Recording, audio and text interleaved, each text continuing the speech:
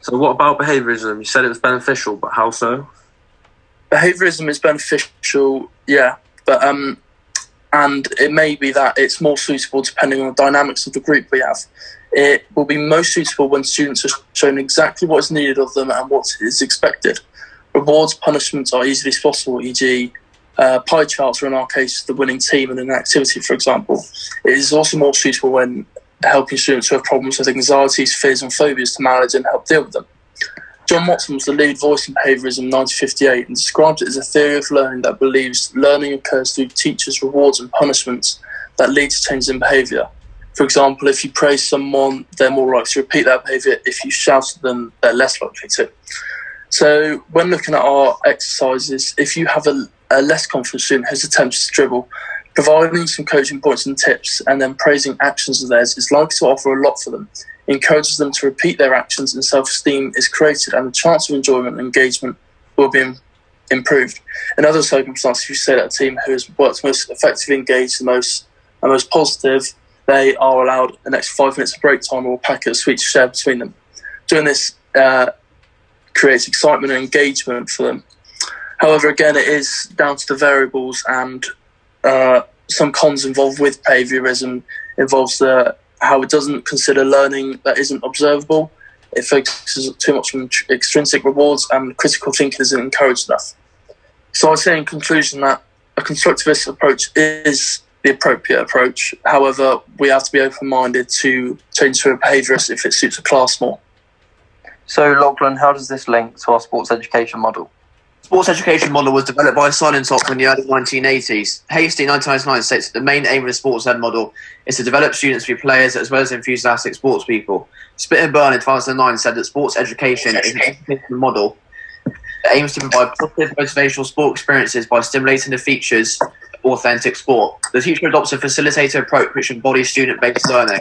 Prior teaching methods have been shown to be ineffective as there was little student responsibility within the sessions, and they mainly focus on those students who are performing well outside and inside school, in contrast to those catering for all students. This links to our session plans. We've included both sets of ability, which caters to all abilities. The sport education model therefore aims to change these views and attitudes towards PE by making the sessions more engaging. This by through the introduction of sport-based tactics as well as the inclusion of skill-based practice to enhance sport performance. Competitiveness is also highlighted in the sport ed model due to each team completing an inter-team tournament as well as setting their own team goals. What would you say the benefits of the model and how would you say this applies to our session plan? Perman and Carb 2010 stated the sport education model over the last decade has been more prominent in schools due to a variety of motivational benefits, which links back to our aims. We can use this to apply this to Decky and Ryan 2002, who came up with the self-determination theory. This includes 5 mini-theories which illustrates the benefits and links to positive psychological benefits, as well as how this relates to our session plan. So within this, we're going to delve deeper into 2 of these. The first one being how social environments on intrinsic motivation. The assignment of each individual role within the team, as well as the extrinsic result of house points, enables each member of the team to be driven towards high levels of performance, which also enables them to sustain their levels of motivation, which links back to our aims. The development of autonomous extrinsic motivation and self-regulation through internalisation and integration is also the second theory we're going to delve deeper into. Autonomy is learner-driven, which is the basis through the sessions whereby the learner leads the warm-up. Linking back to our session, we have a designated warm-up student. House points are also extrinsic motivation, which is awarded, as stated before. How does this link to rationale? How does this link to our rationale? Using Hastie in 1998, the rationale for using the sports education model within our 6-week lesson plan is clear. This due to lower level students being stated to have a high level of participation due to them being able to make positive contributions to our team. So aside from the positives, what are the weaknesses of our model and how will we combat this?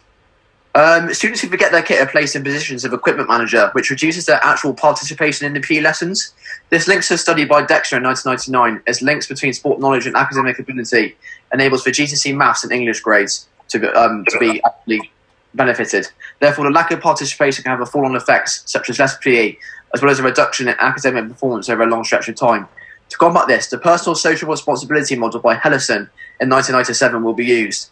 This focuses on the students being able to effectively reward themselves through self-responsibility. This focuses on the innate human response to get along with each student, which will be present if each member of the team remembers their kit to the lesson. To combat the kit issue, extrinsic motivation rewards will be present. If a member forgets their kit, teachers can decide the severity of the issue and may deduct points. This embodies a sensitive behaviourist teaching approach due to the external rewards which will be on offer. How does the model apply to our chosen year group? Dexter in 1999 also addresses the links between sport knowledge and academic ability, with the relationship representing that the link enables for positive GCSE maths and English grades.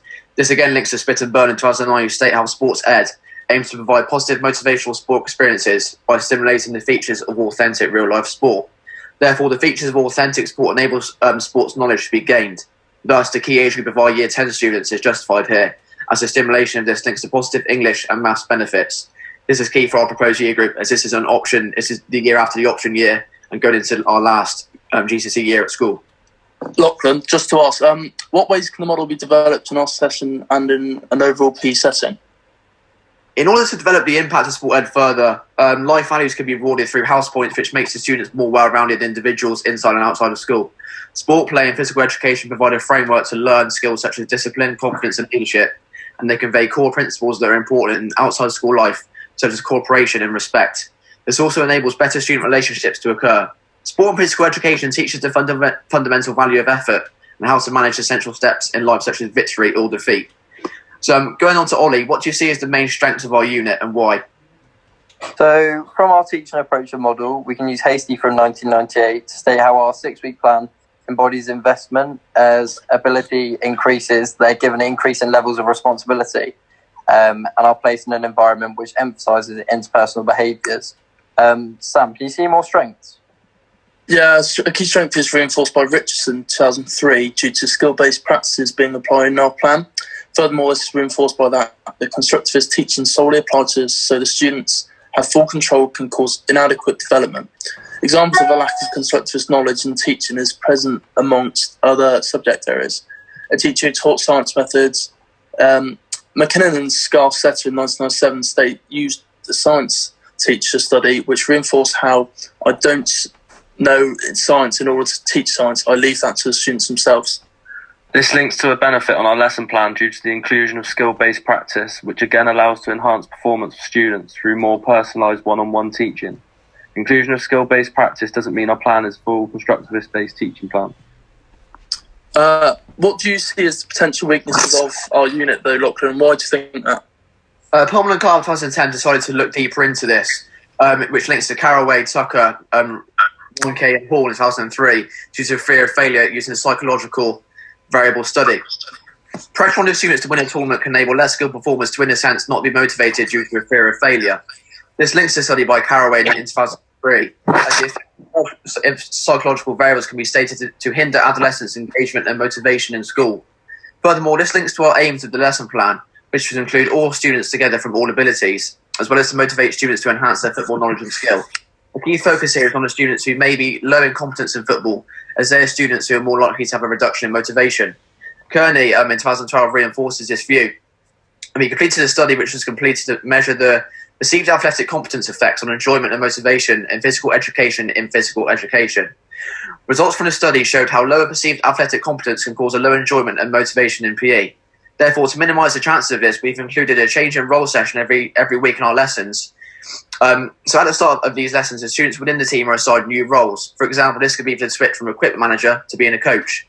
Therefore, if we have the teachers who isn't comfortable with being a coach, we may switch them to equipment manager to emphasise that there are positions which may not include a clear sense of failure if loss can occur. Using a fear of failure study by Carraway in 2003 shows how less sense of failure can enable for motivation in the students to increase. Lads, I think